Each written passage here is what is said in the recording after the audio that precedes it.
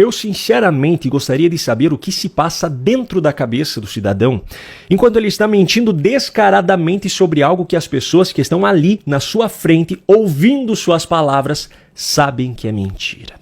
Eu queria entender se ele realmente pensa que quem está ali tem problema de memória para não se lembrar do que aconteceu há apenas alguns dias, ou se ele simplesmente liga o e fala aquilo que vem na sua cabeça. Nesse último domingo, dia 22 de fevereiro, Lula participou de uma coletiva de imprensa em Nova Delhi, na Índia. Essas coletivas de imprensa geralmente são o último compromisso do presidente em um país antes de seguir para o próximo destino, que nesse caso era a Coreia do Sul. Antes mesmo de ser aberto espaço para as perguntas dos jornalistas, como já é de praxe, Lula fez um breve discurso em tom de autopropaganda. Em meio a essa sua fala, ele trouxe uma sequência de argumentos que, para qualquer um que acompanha as notícias, fica nítida a seletividade do seu posicionamento.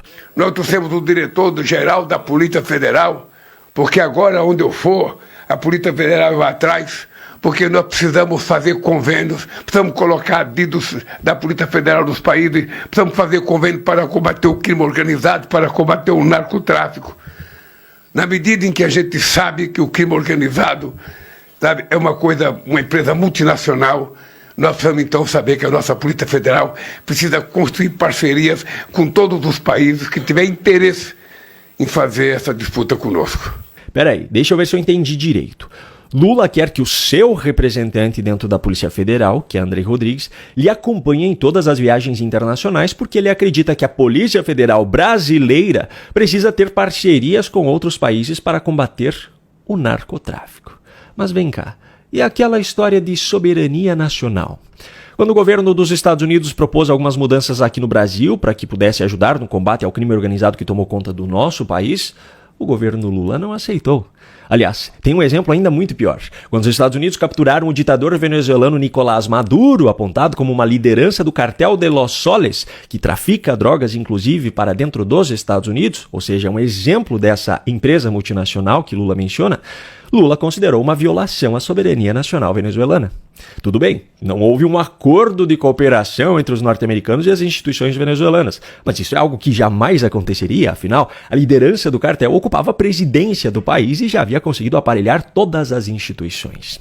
E por falar em Estados Unidos, foi justamente sobre esse país que Lula falou logo na sequência do seu argumento.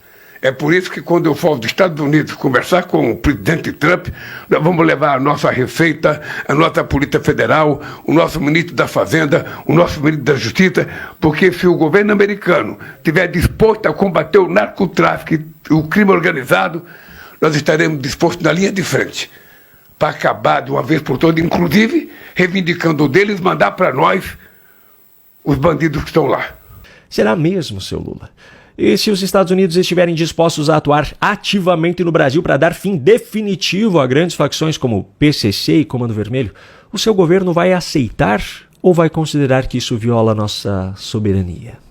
Pois é, e a seletividade do petista ficou ainda mais clara com o que ele disse logo depois. Por sinal, perceba que quando a pessoa sabe que está mentindo ou está sendo absolutamente incoerente, fica até difícil de não gaguejar.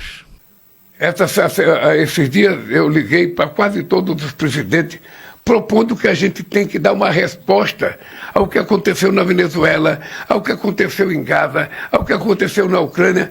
Você não pode permitir que de forma unilateral nenhum país, por maior que seja, ele possa ter interferência na vida dos outros países. Primeiro ponto, que tipo de resposta ele espera? Porque no caso da Rússia, por exemplo, mesmo após anos de invasão à Ucrânia, Lula aceitou o convite de Putin para participar das comemorações do aniversário do fim da Segunda Guerra Mundial. E, como eu mostrei na ocasião aqui no meu canal, ainda abraçou calorosamente o líder russo, responsável pela morte de centenas de milhares de ucranianos nesses últimos anos. Agora, o segundo ponto. É sério mesmo que Lula acha que é comparável os conflitos na Ucrânia e em Gaza com o que os Estados Unidos fizeram na Venezuela de capturar Nicolás Maduro simplesmente? Pois é, só que a sua defesa escancarada pelo seu amigo ditador não foi o único ponto vergonhoso de toda essa sua fala. Eu não sei se você prestou atenção, mas no finalzinho desse penúltimo trecho que eu mostrei, Lula falou sobre reivindicar o envio de criminosos brasileiros que estão nos Estados Unidos. Eu vou repetir aqui apenas essa parte, presta atenção. Inclusive, reivindicando deles, mandar para nós os bandidos que estão lá. Pois bem, esse exato trecho foi objeto de uma pergunta feita quase no final da coletiva de imprensa, ironicamente por um jornalista da Globo, que fez Lula pegar no tranco. Veja só a briga que ele começou por conta da palavra que o jornalista usou para se referir ao que ele havia dito.